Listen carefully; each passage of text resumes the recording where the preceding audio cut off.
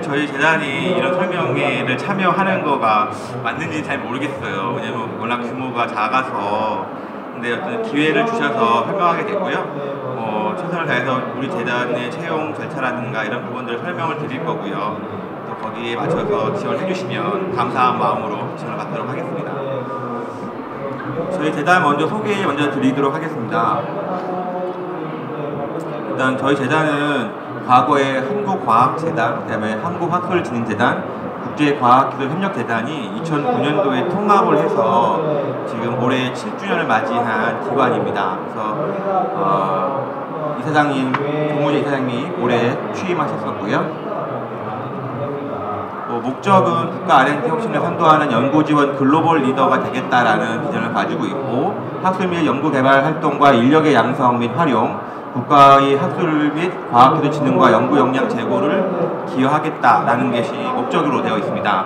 설립 근거는 한국연구재단법이라고 에 의해서 설립이 됐고요.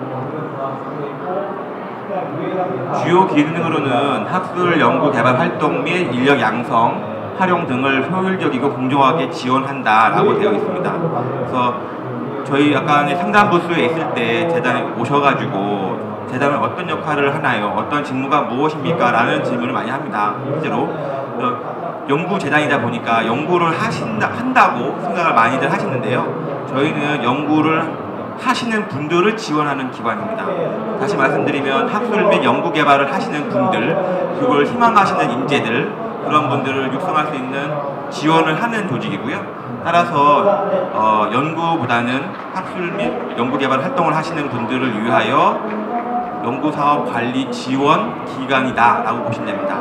연구사 행정을 하고 있다 이렇게 보시면 될 것 같고요.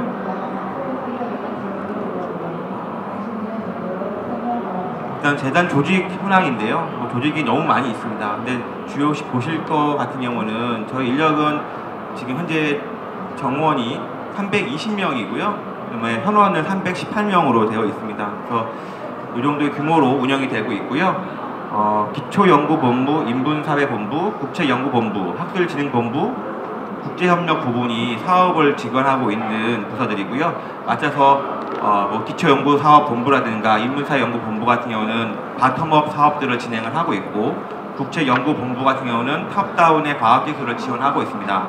학술진흥본부 같은 경우는 인재 양성 또는 대학 재정 지원 사업을 지원하고 있는 조직입니다. 2016년도 저희 재단 예산은 재단 고유 예산은 535억 정도에 불과하고요. 대부분이 정부 수탁 예산인데요. 4조 4,896억 정도 운영을 하고 있습니다. 합쳐가지고 4조 5천억 정도 지원을 하고 있는데요. 대표적인 사업으로는 아까 말씀드린 것처럼 연구개발 사업, 기초 연구진흥이 8,400억 정도 지원을 하고 있고, 인재 양성 프로그램에서는 대부분 많이 아실 텐데 BTA 플러스, 그다음에 산학협력 선도대학 육성 사업, 링크 사업 이런 것들이 있고요. 연구진흥 및 기반 구축 사업 같은 경우는 과학기술 기반 조성, 평생교육직업 체계 구축 이런 것들이 있고요. 국제협력은 국제화 기반 조성, 동북아 R&D 허브 기반 구축 이런 사업 등이 있습니다. 연구개발 자체가 2조 8천억 원이니까 대부분을 차지한다고 보시면 될 것 같고요. 인력 양성이 1조 1천억 원 정도 지원되고 있습니다. 저희 재단 비전입니다. 그래서 비전은 홈페이지를 통해서 많이 보실 수 있을 것 같은데요. 어쨌든 저희 미션은 창의적 연구와 글로벌 인재 양성 지원을 하겠다라는 것이 미션이고요. 비전은 국가 R&D 혁신을 선도하는 연구 지원 글로벌 리더가 되고 싶다라는 것을 미션으로 하고 있습니다. 비전을 하고 있습니다. 목표는 연구 질적 수준 강화, 창의적 인재 양성 지원, 연구 성과 활용 확산 극대화라고 되어 있고요. 추진 전략엔 4개로 구분해서 진행하고 있고, 각각의 추진 전략 하단에 3개씩 전략 과제를 부여해서 운영하고 있습니다.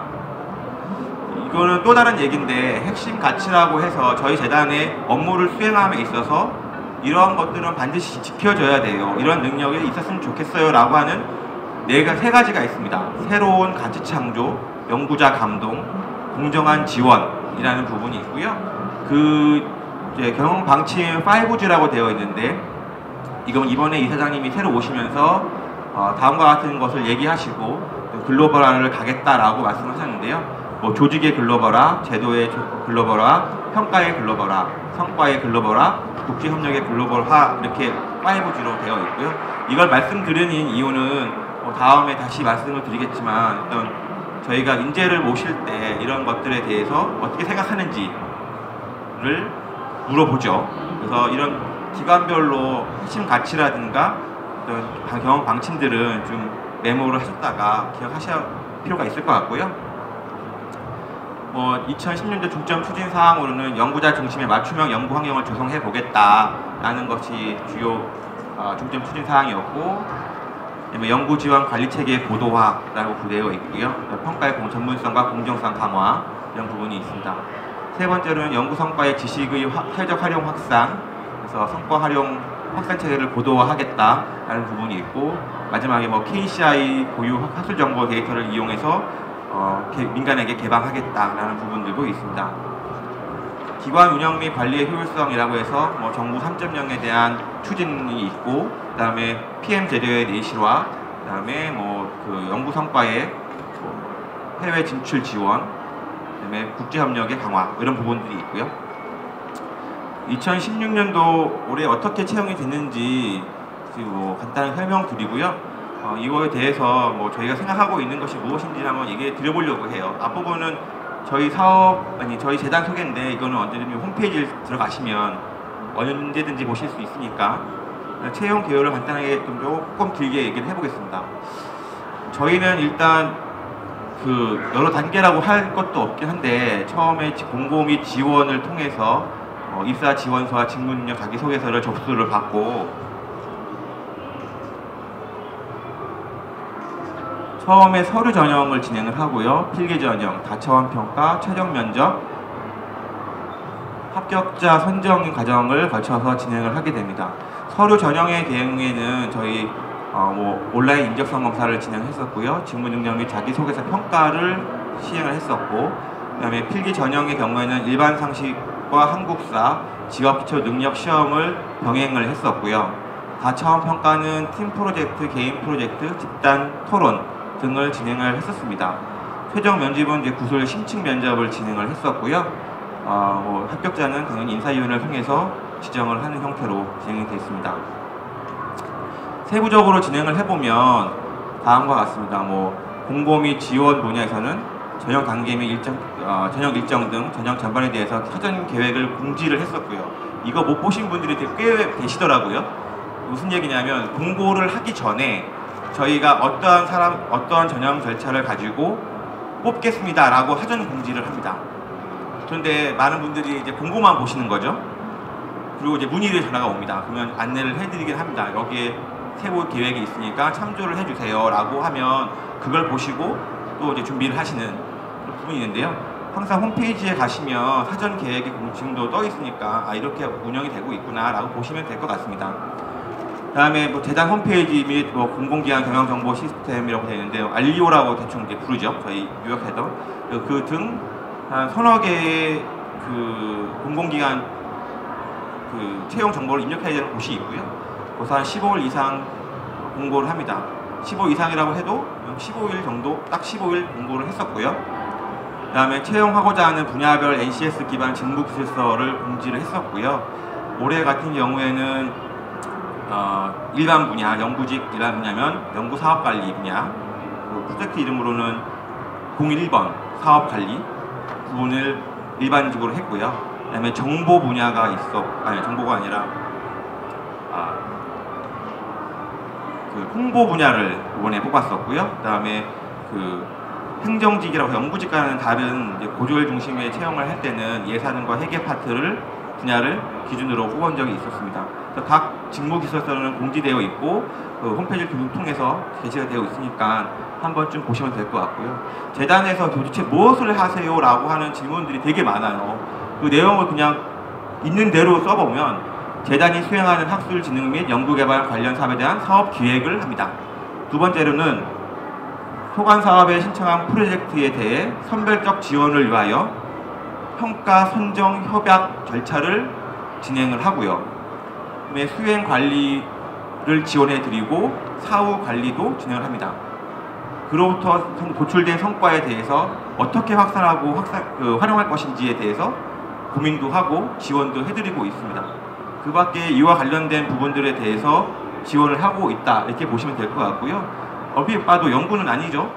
아까 전에 뭐 오셔가지고 저는 박사입니다 라고 얘기를 하시고 저는 정책 분야에 대해서 신중한 고민을 하고 있습니다. 그래서 재단에 입사를 하고 싶어요 라고 답변을 이렇게 질의를 하시면 저의 입장에서는 이렇게 생각하는 거죠. 재단에서 이분은 훌륭하신 분이지만 재단을 모르시고 오셨구나, 전혀 감이 없으시구나 라고 생각할 수밖에 없고요. 지금 보다시피 이런 사업 기획부터 시작해서 뭐 선정관리, 활용성과 부분 이런 부분들은 어떤 국가 정책과는 관련이 크게 없는 부분입니다. 정책이 수립되고 나서 그것을 위반하기 위한 절차일 뿐이에요. 그래서 이런 부분들을 관리하는 조직이다라고 보시면 될 것 같습니다. 그러니까 올해 자기소개서의 항목들입니다. 6가지 항목을 댔었고요.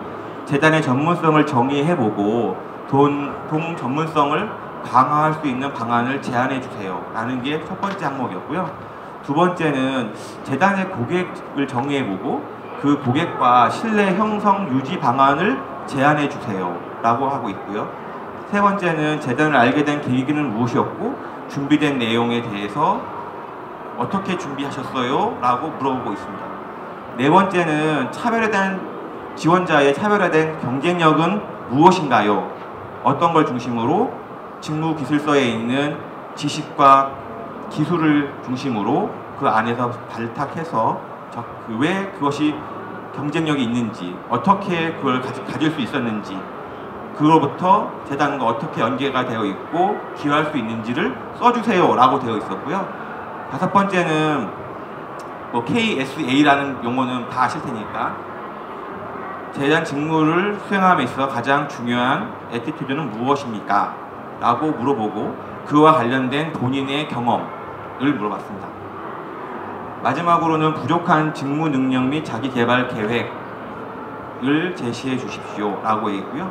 당연히 직무 기술서에 있는 내용 중에 본인이 이거는 나의 최대 약점이야 라고 하는 것이 무엇인지를 한번 지정해 보시고 그거를 어떻게 보완해 나갈 수 있을지를 물어봤어요.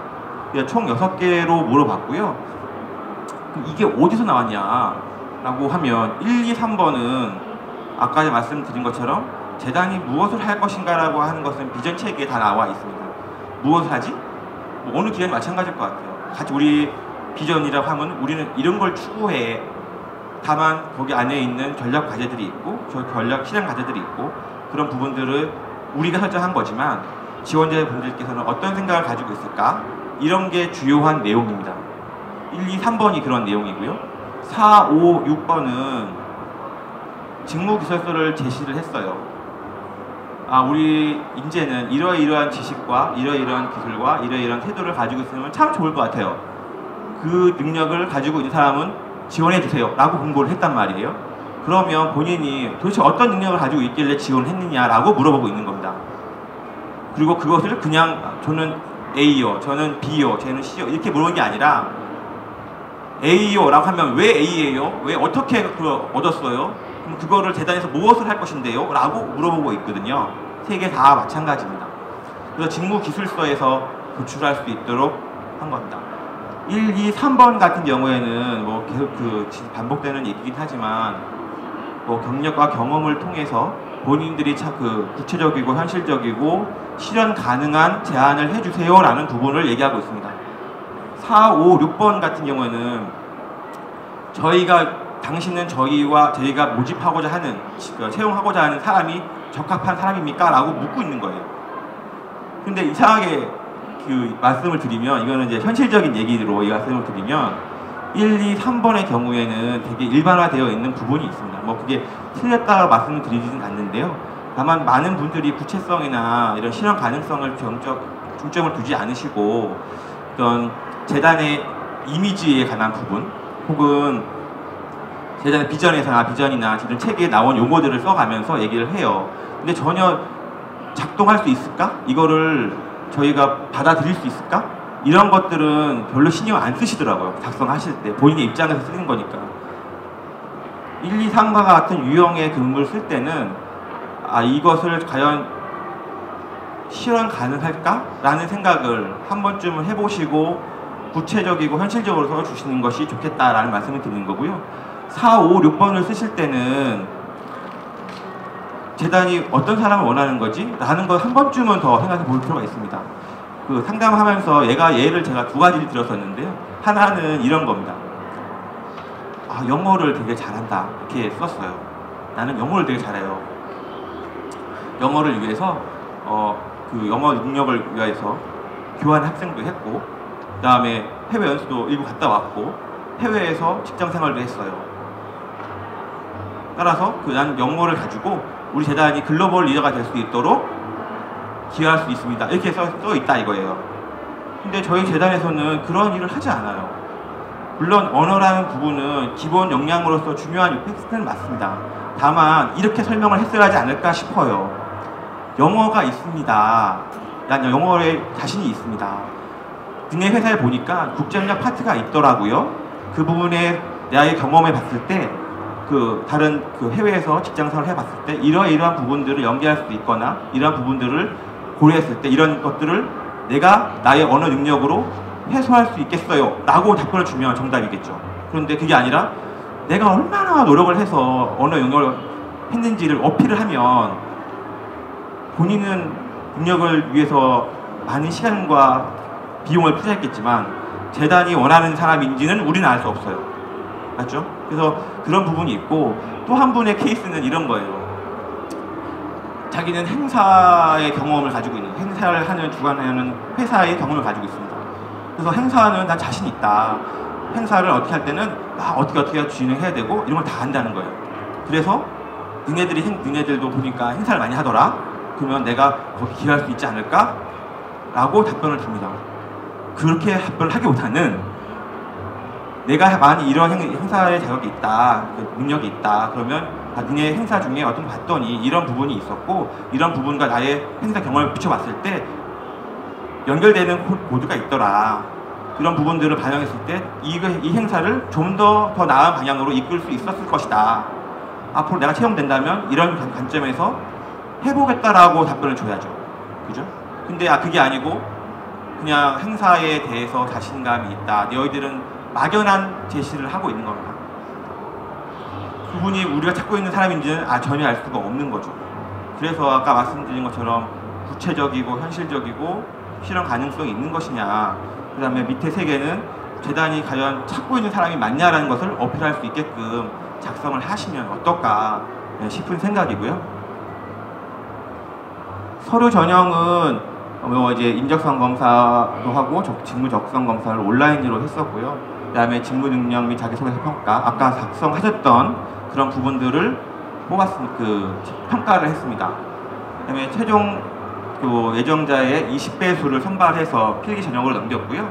필기 전형에서는 NCS 기반 직업청력 평가를 처음 해봤어요.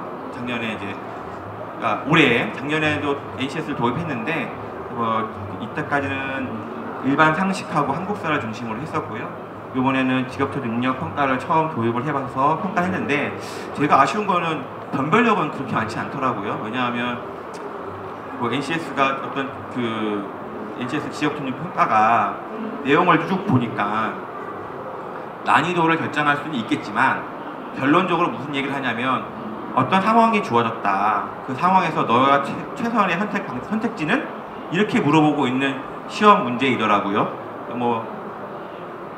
여러분들이 더 잘 아시겠지만, 그래서 그냥 바른 생각과 정직한 생활이 기준 어느 정도의 수준이 있다면 답을 찍을 수밖에 없는 상황이 되더라고요. 실제로 보니까 저희가 40개 문항을 냈었거든요. 40%를 채됐죠. 그 중에서 평균이 37? 정답률이 37개 정답이 있는 거예요. 이건 약간 좀 변별력이 있을까 하는 고민이 생기더라고요. 그래서 난이도를 더 높이거나 스펙트럼을 넓혀야겠다라는 생각을 일단 가졌게 됐고요. 그다음에 그 여기 필기 전형을 통해서 최종 예정 인원의 5배수 선발을 해서 다음과 같은 다차원 평가로 넘겼습니다. 다차원 평가는 개인 또는 팀 또는 개인 미션 프로그램을 우선 운영했고요.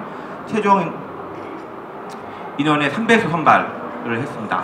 팀 프로젝트는 이렇게 얘기를 했습니다. 이건 현실적인 문제고요. 한국연구제대 고객을 정의하고 해당 고객과의 신뢰를 주제로 구조물을 제작하세요 라고 했어요. 팀은 5명이었고요. 그 안에서 논의를 합니다. 자, 어떻게 하지? 논의를 처음 해요. 그래서 누군가 리더가 나올 거고 누군가는 의견을 제시할 거고 그걸 조율을 할 것이고 이런 과정을 거치죠. 그 다음에 그의 의도를 전지에다가 작성을 해서 붙이고 평가위원장에 설명을 하게끔 했고요. 그걸 실제로 만들어 보고 의미를 부여하도록 했습니다. 이게 어디에 나오냐? 이거 아닌가요?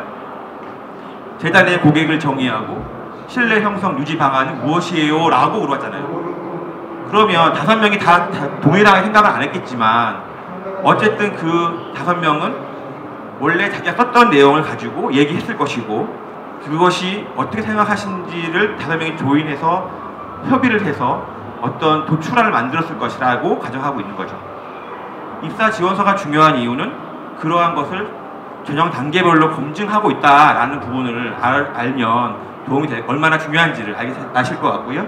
집단 토론은 사회 이슈하고 직무 관련된 주제에 대해서 찬반 토론을 진행을 했습니다. 그래서 사회적 이슈라고 하면 공공기관과 둘러싼 어떤 이슈들 이런 부분들이 대부분이었고요. 직무와 관련된 부분은 디테일한 저희 직무와 관련돼서 찬반이 오고 갈 수 있는 얘기들을 꺼내서 2세트를 돌려서 토론을 하게끔 했었고요. 개인 프로젝트 같은 경우는 직무 관련한 주제에 대한 기획안 작성 발표를 했습니다. 그래서 시간을 주고 전지에다가 작성을 해보고 기획안 작성해서 발표를 해주세요 라고 했고요. 정확한 주제의 이름은 뭐였냐면 이 부분에서 재단의 전문성이나 전문성 강화 방안에 대한 부분, 그 다음에 이 부분에 대해서 보통은 딱 집어서 얘기한 건 아니고요. 이 파트에서 생각할 수 있는 범위가 무엇이냐면 어떤 연구 성과를 어떻게 활용할 것인지에 대한 부분으로 생각을 했었거든요. 그래서 직무와 관련된 주제로 이렇게 얘기를 했습니다. 어떤 사업들이 있는데 여러 가지 사업들을 제시를 하고 그 사업에서 나올 수 있는 성과는 무엇이고 그 성과를 가지고 우리가 무엇을 할 수 있으며 어떻게 활용하고 확산할 수 있을 것인지를 기술해 보세요 라는 게 올해의 질문이었습니다. 작년의 경우에는 어떤 제한 조건을 주고 본인이 지원하고 싶은 사업의 기획안을 작성해 보세요 라고 했었고요. 이런 식으로 이제 발표를 진행을 했었고요. 지금 보시면 오리엔테이션 했었고 팀 프로젝트가 있는데 좀 여기 만든 게 주제를 만든 걸로 하나의 샘플입니다. 그 다음에 집단 토론하고 개인 프로젝트 진행을 했었고요. 그래서 저렇게 전지로 작성한 다음에 개인이 발표하는 형태로 진행을 했었습니다. 이거는 평가 결과를 저희가 설문조사한 거예요. 그러니까 만족도조사를 한 건데 얘는 떨어진 애만이 아니라 붙은 애만 아니라 떨어진 애들도 같이 조사를 했거든요. 이게 보시면 NCS 기반 채용이라는 데 얼마나 긍정적이냐. 지금 위에 있는 거는 흐릿한 게 87.5가 전체 인원의 평균입니다. 합격자를 포함한. 그럼 검정색은 뭐냐? 떨어진 사람들의 예예요. 그 NCS 기반 채용이니까 거기에 대해서는 인지를 하고 만족을 한다. 81.4% 정도 되고요. 근데 갑자기 입사 지원서에는 확 떨어져요. 그 이유는 나중에 다시 설명드리겠지만 입사 지원서가 날로 어려워지고 있는 건 맞잖아요. 그 다음에 저희 같은 경우도 학력이라든가 어학 시험 이런 것들을 제한이 없기 때문에 실제로 입사 지원서 자체를 논술만큼 어렵게 만들고 있습니다. 어느 기관이 마찬가지일 테고요. 그래서 평가하다 보니까 만족도가 떨어지고 있고 작성하기 어려웠어요 라고 답변하고 있습니다. 필기 전형 합격자 마찬가지로 78점밖에 안 되니까 필기 전형 같은 경우는 그다지 차이가 없더라고요. 떨어진 사람, 붙은 사람 차이 없이. 다차원 평가는 상당히 높게 나타나고 있습니다. 자기 본인의 역량을 충분히 발휘할 수 있었다는 기회를 제공했다라고 보고 있고요. 다만 떨어진 사람과 붙은 사람의 차이는 좀 보이죠.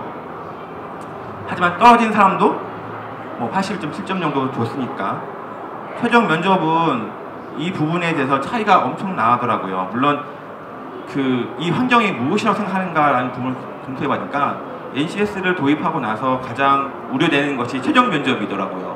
무슨 얘기냐면 예전에는 인성을 함을 뽑을 때는 그 사람이 정말 인성으로 좋은지 이런 것들에 대해서 이렇게 조근조근 얘기 물어보고 조근조근 이렇게 답변을 받으면 이렇게 평가를 했다고 봤다면 지금은 무엇이냐, 입사 지원서에서 본인이 기술한 내용, 다처음 평가에서 보여준 행동, 기획안 이런 것들을 가지고 심층적으로 질문을 하거든요. 예를 들어서 뭐 아까 나왔던 것처럼 뭐 지원 동기가 뭐예요? 그랬더니 아 이겁니다. 답변을 하면 아 그걸 위해서 준비한 게 뭐예요?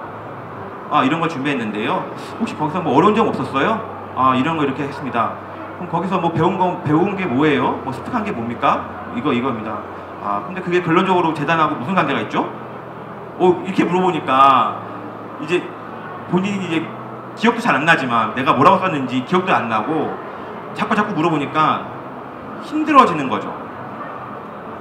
이런 압박감이 있다라는 그게 지금 이 차이를 보여주고 있고 합격자도 사실은 그거에 되게 두려웠다라고 얘기하고 있습니다.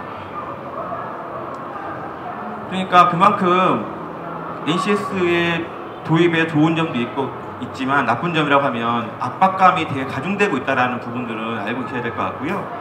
그 다음에 입사 지원서가 그만큼 중요하다. 자기가 한번 쓰면 그것은 최종까지 간다. 점수는 저희는 물고 가진 않아요. 예를 들면 입사 지원서 몇 %? 뭐 이런 식으로 물고 가진 않는데 절단을 하지만 본인이 쓰는 내용과 본인이 보여준 행동은 그대로 물고 갑니다. 그게 사실인지 거짓인지 또는 깊이는 얼마나 있는지를 확인하기 위해서 계속 물고 가기 때문에 최종 면접에서는 그렇게 어려워들 하더라고요. 저희의 인재상이 뭐냐, 아까 전에 인재상과 진부 능력이 뭐냐 이런 것들에 대해서 논의를 한 적이 있었는데요. 저희 인재상은 창의적이고 고객과 신뢰 공감, 투철한 윤리의식이 있는 사람이다. 어디서 봤어요? 아까 지금 입사 지원서의 내용이죠. 돌고 도는 얘기지만 어쨌든 저희는 저의 인재상을 맞는 사람들을 구하려고 하는 거고 그것이 발현된 것이 직무기술서이고 그 직무기술서를 잘 습득해서 표현할 수 있어야지만 입사 지원서를 잘 쓸 수 있고 그래야지만 뒤에 수단을 잘 마감할 수 있다는 것을 말씀드리려고 보여드린 거고요. 2017년도 채용 계획을 말씀을 드리면 2분 남았네요. 저희 6명 뽑을 겁니다. 사실 이렇게 나와서 설명을 드릴 만큼 큰 규모는 아니고요. 다만 저희가 제한이 없다는 것, 그 때문에 많이 오셨던 것 같아요. 저희는 전공 불문, 학력 불문, 어학 불문 아무것도 없거든요. 그래서 많이들 오셔서 얘네들은 도대체 뭐 하는 기관이냐를 엄청 설명한 것 같고요. 채용형 인턴은 5개월 이내에 진행을 하고 정규 전화를 거쳐서 합니다. 그다음에 전형 단계는 뭐 2월달에 공고를 하고 지원 접수 받아서 2월달에 서울 전형 이렇게 쭉 해서 4월달에 좀 먼저 하면 5월 초에는 입사를 할 수 있도록 그렇게 진행해 볼 예정이고요. 밑에 있는 숫자들은 여러분들이 관심 있는 숫자들이에요. 첫 번째가 4674가 뭐냐면 신입 직원으로서 받는 보수가 얼마나 돼요? 이게 4674입니다. 4,674만 원. 이게 1월 1일자부터 12월 31일까지 근무를 하고 그다음에 평가를 받았는데 B등급을 받았다라고 하면 학사로 아무 경력이 없음에도 불구하고 입사한 사람이 받는 돈이 4674입니다. 근데 실제로는 그렇지 않겠죠. 왜냐하면 채용 절차가 4월에 있고 그다음에 5개월 동안 근무를 하시고 나면 실제로 정규직에 입사되는 것은 9월이나 10월 달쯤 되거든요. 이 돈을 다 받지는 못하겠죠. 하지만 다음 연도에는 최소한 이 돈 이상은 B등급을 받는다면 인사평가에서 받는다라는 거고요. 100은 뭐냐? 채용형 인턴을 정부 지침에는 130% 이상 채용, 그다음에 70%까지 선발, 이상으로 선발해라 이렇게 되어 있습니다. 그래서 간혹 저희 채용형 인턴 하다가 떨어져가지고 막 그 재단이 좋다 이렇게 얘기하는 분들이 있더라고요. 저희는 100% 그냥 합니다. 기준이 특별한 하자가 없는 한, 그분이 정말 하자가 있어서 도저히 안 되겠다라고 하지 않으면 다 정규 전환을 합니다. 일부러 많이 뽑아서 고통을 줄 필요는 없고, 저희가 만족하는 직무 능력을 가지고 있다면 그 사람을 뽑아서 운영하는 게 맞지 않을까 하는 생각으로 운영하고 있고요. 그 뒤는 꼭 물어보세요. 저희 재단이 대전과 서울청사가 있는데 저희 근무지는 어떻게 돼요? 대전입니다. 대전. 서울은 특수 분야만 들어가고요. 그게 뭐 국제협력이라는 것은 대충 아실 것 같고, 대부분의 업무가 대전에 이루어지기 때문에 대전에서 근무를 한다, 원칙적으로 한다 라는 부분을 가지고 있고, 신입 직원의 경우에 대부분이 10명이 중에 9명은 대전이다. 국제협력을 뽑은 사람 몇 명만 올라갔거든요. 그게 진행이 됩니다. 절차하고 일정들은 내년도에 계획이 다면 사전 공지를 통해서 안내를 해드릴 거고요. 사전 계획서 공지해드린다고 했는데 그게 공고문보다는 좀 내용이 많아요. 세부 내용들이. 그런 것들 참조하시면 준비하시는 데 도움이 되지 않을까 싶습니다. 시간이 다 됐는데요. 혹시 질문 있으세요? 간단하게만 드릴 게 있으면 감사합니다.